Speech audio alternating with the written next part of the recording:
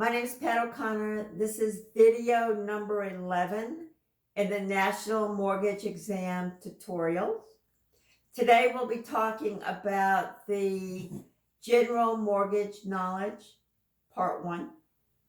I follow the guideline for the national exam that the NMLS publishes. So I'll be going step by step pretty much by that guideline. The link to it is in the video description. So some people like to read material, some people like to hear material. So this video is obviously the audio version. I do have a study guide published on Amazon. It's updated every year. It has over 850 reviews, and I have like a 4.5 or 4.6 rating. The link's up here. It has hundreds of questions. It has questions at the end of each chapter. It has 2 practice exams. It's available in paperback and Kindle. I personally think the paperback is easier to study the quiz questions. You know, the answers are right on the next page, the end of the quiz section, and you can Xerox, you know, a 1 to 100 page, get multiple copies and use it over and over again, you know, for these quizzes. So it's your choice. Again, the link's up here. Feel free. The other thing is I do have practice quizzes. They are available to subscribers only. You can get the link by following the directions at the end of this video. You must include your subscriber name, the subscription to my channel, and that link is also in the video description, or you can click on the little red subscribe button. And so it will tell you, you know, how to request the download link, and then you'll get them. Right now I'm doing, you know, 10 questions and answers for each module. And the material for this video is coming from the study guide that I wrote. Just skip over some parts, and you don't have 100 questions, you have 10. Okay. So today we're going to talk about qualified and non-qualified mortgages. First, I want to discuss something that is not on their outline, but it sets the scene for what is a qualified mortgage. And this is the Ability-to-Repay Rule. And it's part of the Dodd-Frank Act that I discussed a few videos ago. And what it is, it addresses the borrower-qualification process. It makes suggestions for lenders to follow. 8 criteria. Look at the credits, things that you now take for granted. Look at the credit score, verify their employment history, look at their bank records, you know, this type of thing. And then they have 8 points. If the lenders don't do this, the borrower has the right, if they have trouble making their mortgage payments within 3 years of receiving the loan, they can sue the lender, I guess, for not qualifying them properly. If they win, the lender has to reimburse all the interest they have paid up to date on their mortgage. They have to pay the court fees, and they have to pay the attorney costs. Now, 3 years of mortgage payments can be substantial. Again, the first few years of your mortgage payment, the way amortization works is it is mostly interest, and very little goes to paying down the balance. That's just the way the tables work.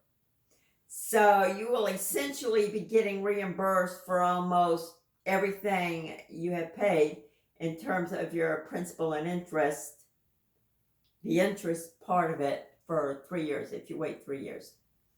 Now, if they go past the 3-year mark, borrowers, and they're facing foreclosure, then they can bring up, I wasn't qualified properly by the lender.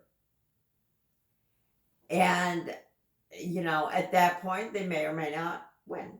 And they may not win before, but, they can have the application, keep your records. What did they ask me for when I did the loan application?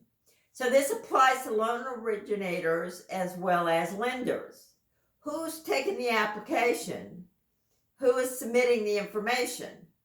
And yes, the underwriter has to check everything. So, I think ultimately it's the lender that gets sued on this because their underwriter is the one that actually approves the loan. So that's what the ability-to-repay rule is. And this was passed in, I guess, 2010 may have been when the Dodd-Frank Act was passed. It's a few weeks ago, so I've already forgotten. But after the financial crash and people were still trying to recover. Okay.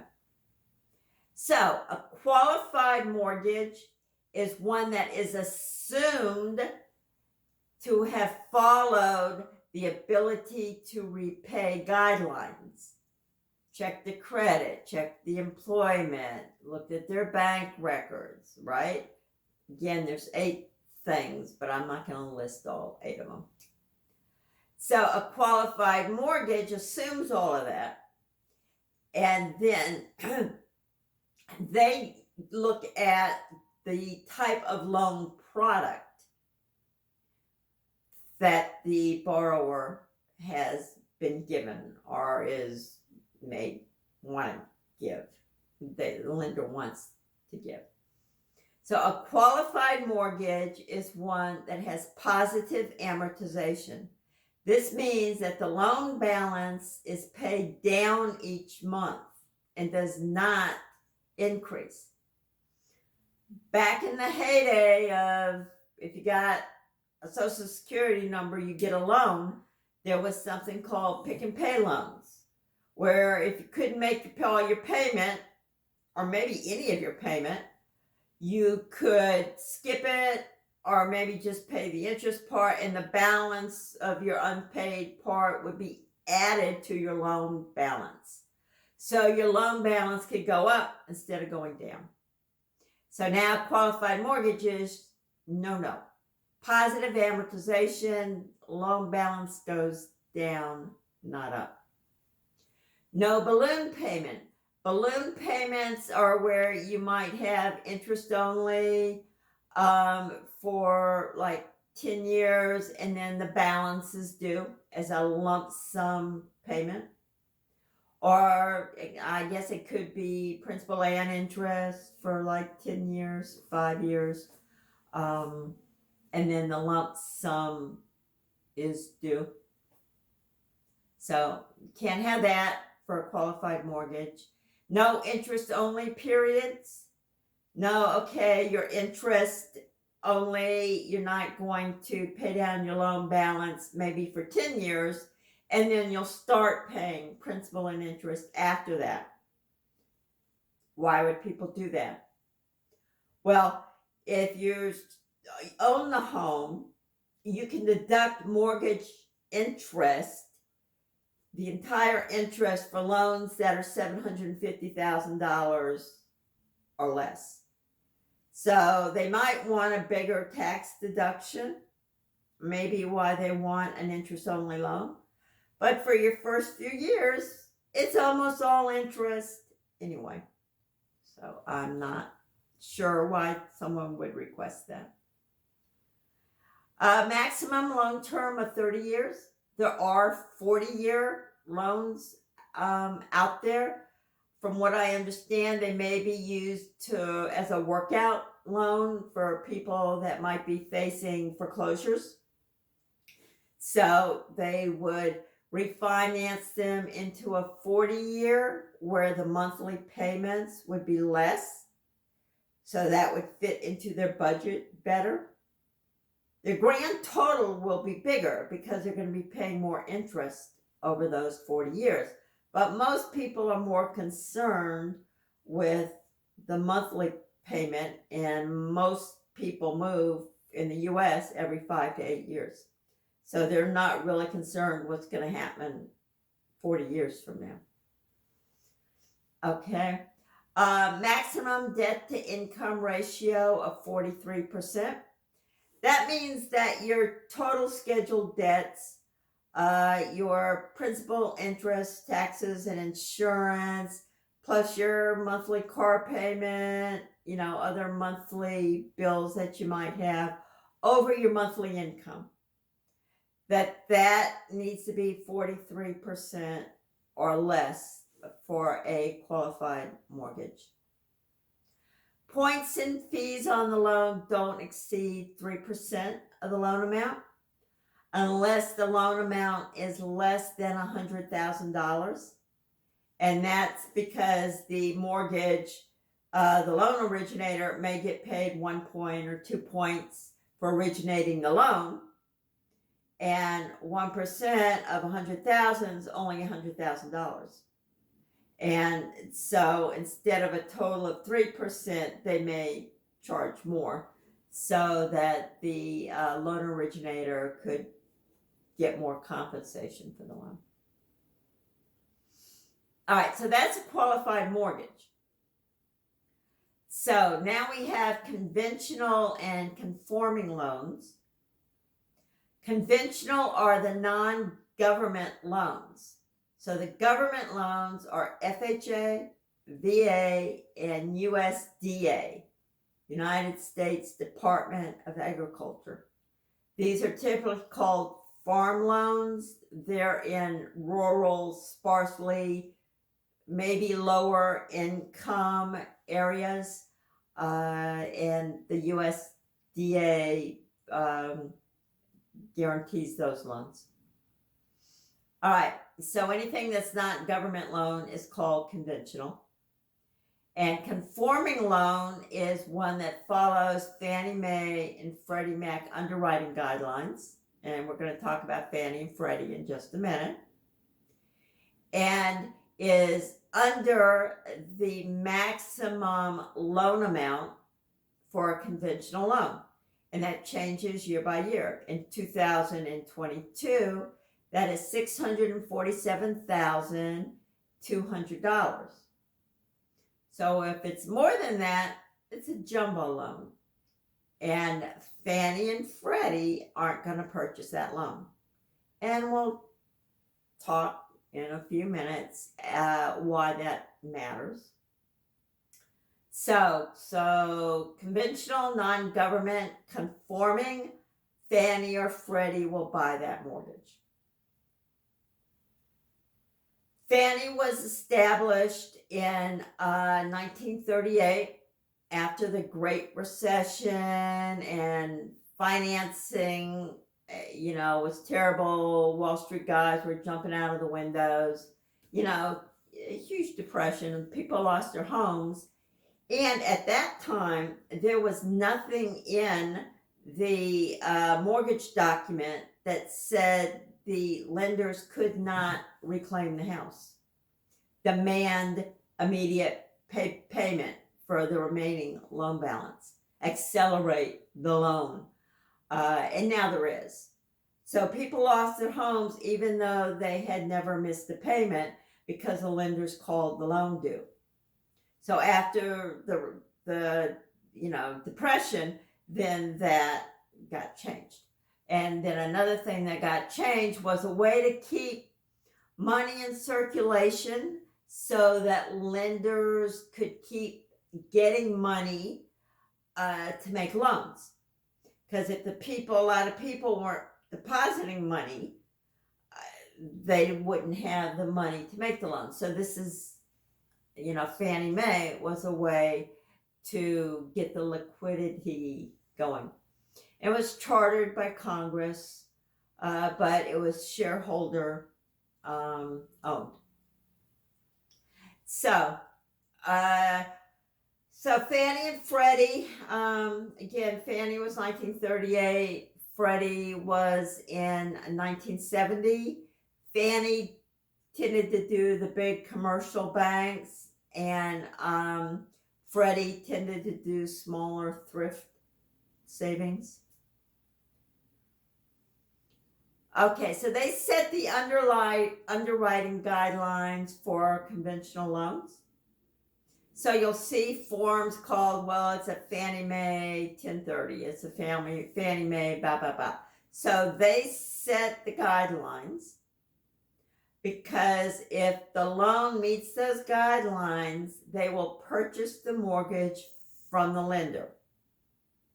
That gives the lender money to make more loans. And what do Fannie and Freddie get out of it? Well, Fannie can either hold on to the mortgage in their own portfolio, and then they'll get payments from the mortgage. The monthly mortgage payments will come in to them. They've got the note. Right? So they're the ones getting paid. Or they bundle these up as mortgage-backed securities, MBSs, and they are sold on the stock exchange. So they're called Fannie Mae's, and you can get them. I think they give like 4% interest, 5%. Not bad. If everybody defaults, you're going to lose money. If we have a market where people aren't defaulting, because they're going to bundle up, okay, here's maybe, a whole bunch of 30-year conventional at 3% interest rates. And that's what you're buying into. All right.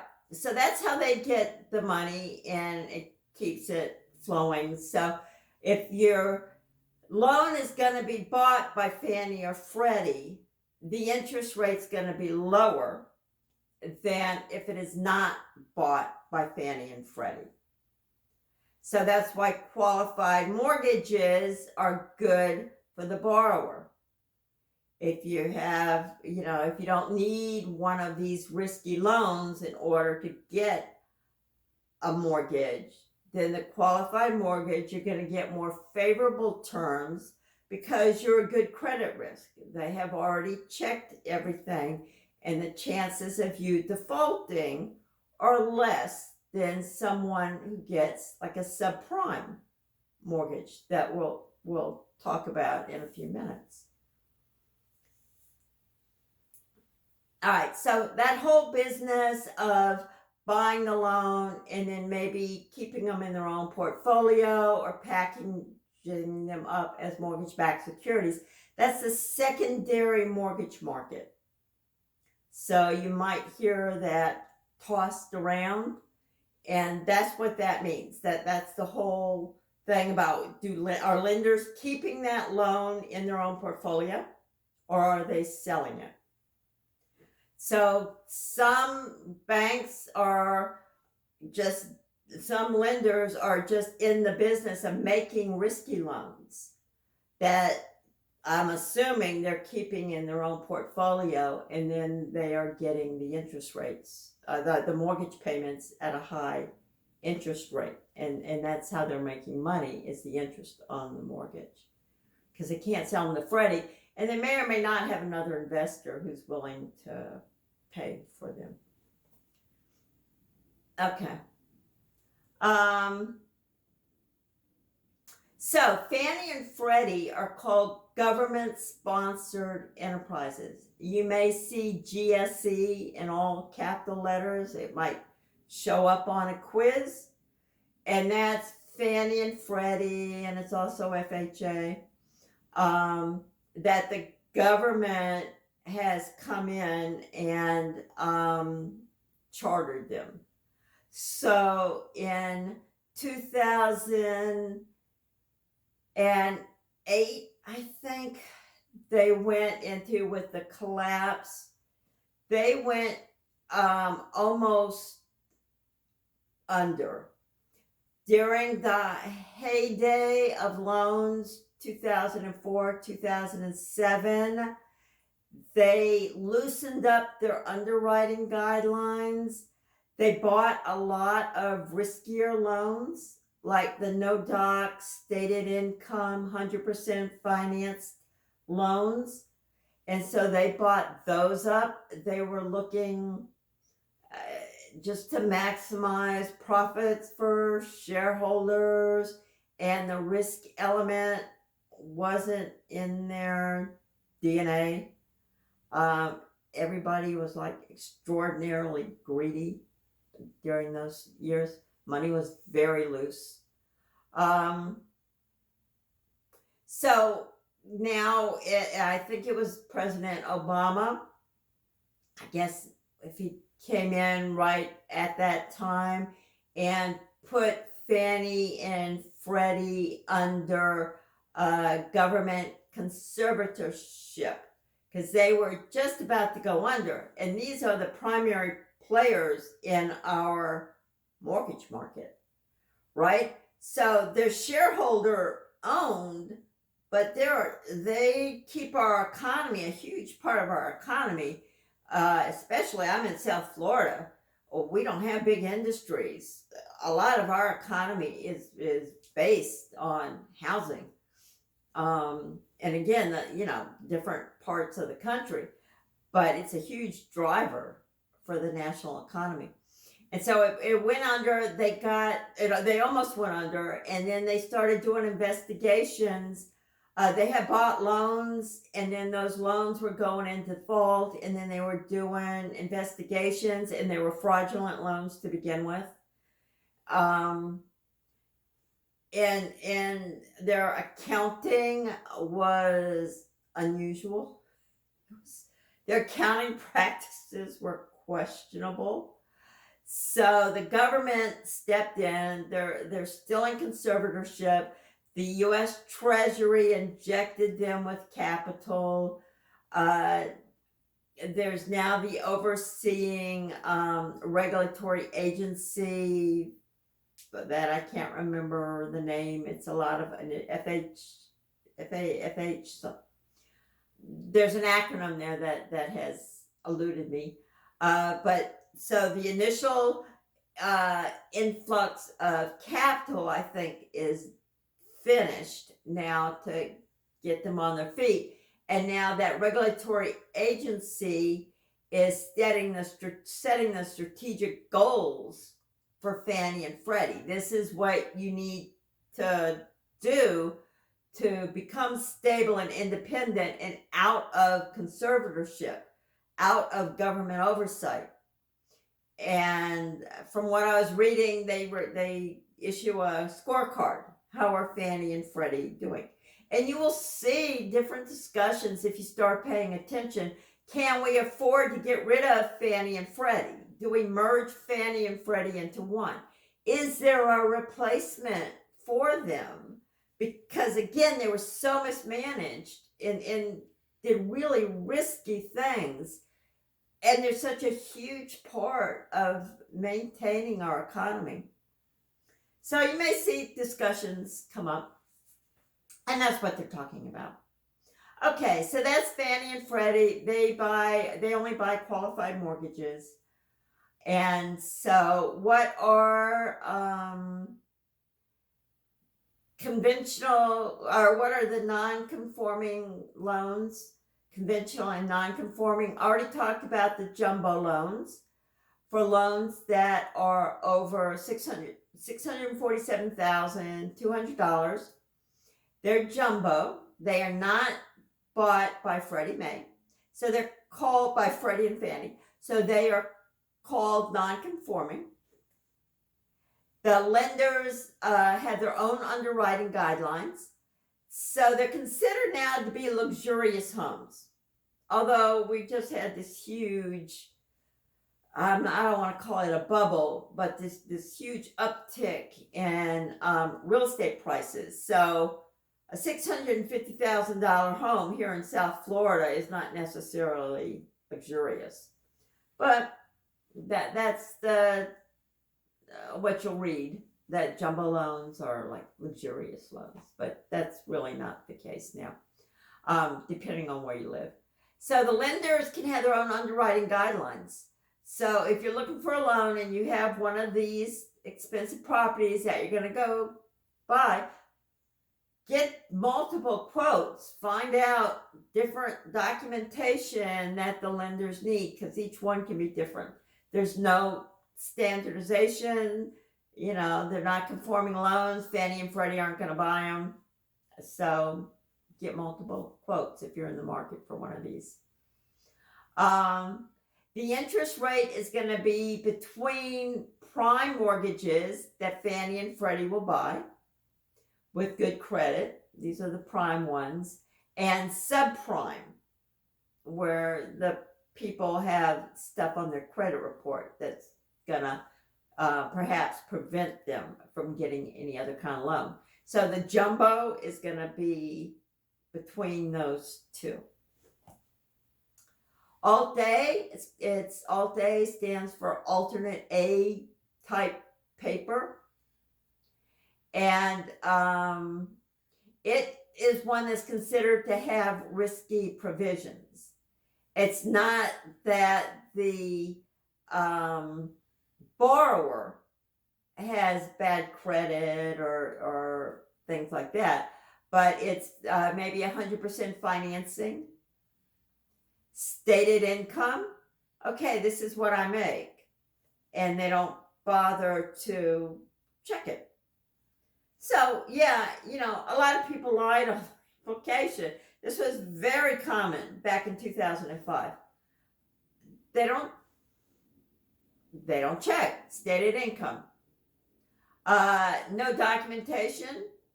I got my loan to buy my house just based on my credit score, my Social Security and home address, and that was it. High debt to income ratio, and it's less risky than subprime. So the interest rate's going to be between prime and subprime, the same way as jumbo is between the two. So now we come to the subprime mortgages, and I'm just going to read off why a borrower might have to have a subprime mortgage.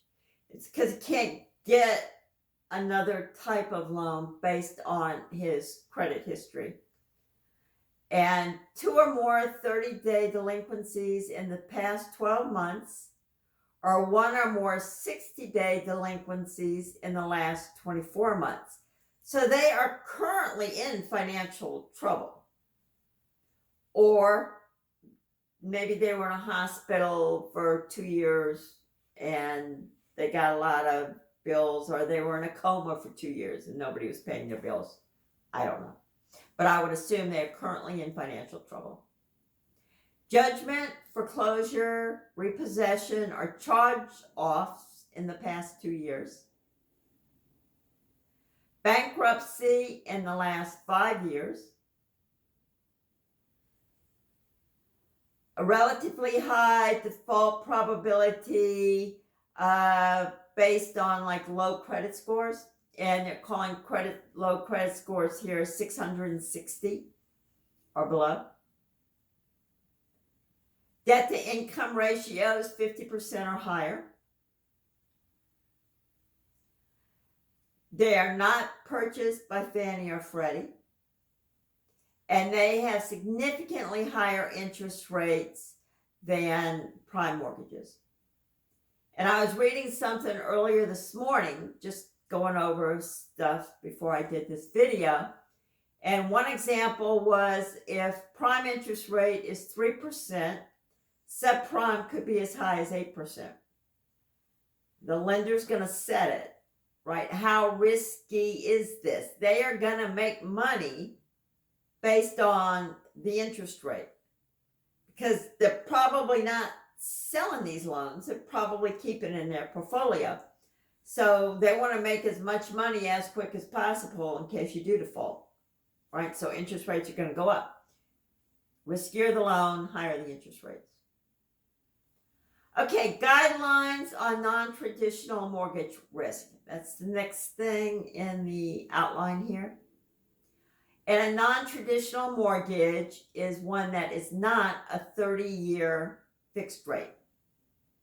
So these are going to be your adjustable rate mortgages.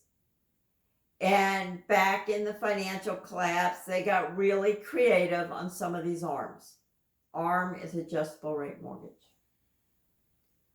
So in 2006, the regulatory agencies came up with guidelines for different kinds of ARMs that could result in negative amortization and higher default rates. Qualifying a borrower based on a low introductory interest rate rather than the final fully indexed rate.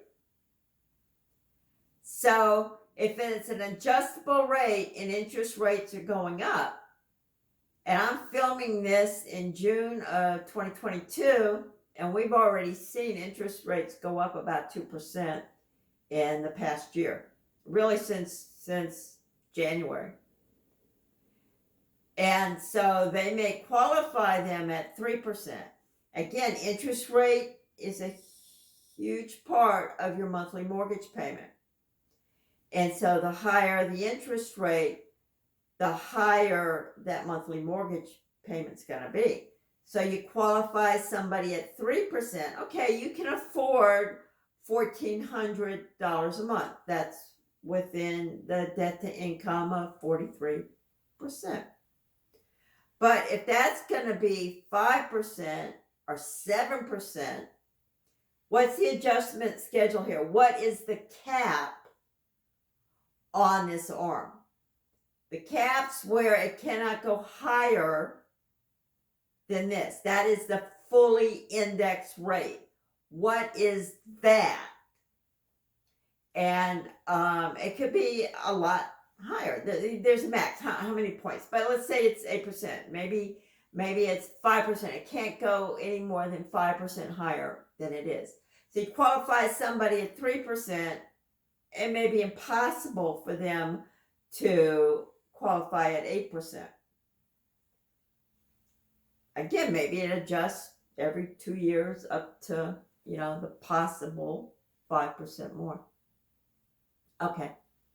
But it was kind of cool for investors because they would have this short term, they could get one of these things that adjusted really quickly for guys that were flipping the houses. So they could have, okay, you have a really low introductory rate, and in 6 months it's going to jump. But if you were going to come in, fix your house, and flip it, and resell it by that 6-month period, it was great for you. It was a great mortgage. And I don't believe any of that stuff exists anymore. Or if it does, then the interest rates will be high. But if you're a flipper, look into this subprime type of loan. So, okay. So the next one is allowing ARMs to be combined with interest only, reduced documentation, or second mortgage loans.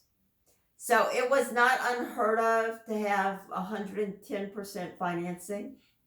They would get 100% financing plus a line of credit. So they would get 110%.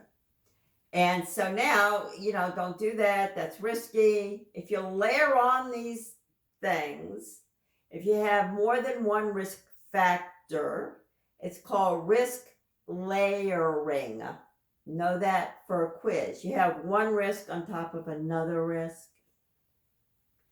Lenders need to implement strict controls and monitoring practices if a high percentage of their business involves risky loans. Some lenders specialize in these. They can charge higher interest rates, and that's their income. In addition, they need to monitor the practices of third-party loan originators. The products and the risk must be fully explained to the consumers. All right, non-qualified mortgages. These are, again, ones that Fannie and Freddie aren't going to buy, but it doesn't reflect the owner's credit history. It's for people, so they're not in subprime categories. These aren't unqualified borrowers. They're just not going to meet the standards for a qualified mortgage. And it could be the income. I'm self-employed. Most self-employed people take as many deductions from their income as they legally can. And so that tends to get self-employed's income at a lower level because of the deductions. And so maybe a lot of self-employed people would go in and get a non-qualified mortgage because of these debt-to-income ratios. Their income's going to be lower on paper, right? It's not gross income. It's your corporation, and you take all your deductions, so it flows over into your personal tax return, and it's lower amount, but I digress. But we're almost to the end. Okay, so these are for borrowers in special circumstances. So the lenders use alternative ways of verifying them, but Fannie and Freddie won't purchase them because they're not qualified mortgages. They don't have the ability to repay protection. So say like me, if I go in and the income's too low to pass the debt to income ratios, although, you know, Fannie, FHA stuff, more lenient than conventional, but so say I get in financial trouble within the first 3 years, I cannot sue the lender. I have no grounds to sue the lender because it's not a qualified mortgage, and it would be marked as such on the mortgage documents. It would be stated very clearly, this is a non-qualified mortgage. Non-Q, capital N, non-qualified mortgage. Good applicant, high credit score, self-employed, high debt to income ratios. Interest rates, may have to pay a higher interest rate because Fannie and Freddie aren't going to buy it, and may have to have a higher down payment, all depending on, you know, your individual circumstances. All right, so that is it for today. The instructions for downloading the quiz are up here. Again, they're only available to subscribers.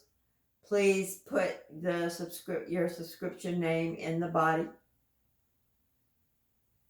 And right about now, you should see links to 2 of the other videos in the series. I do strongly suggest that you subscribe.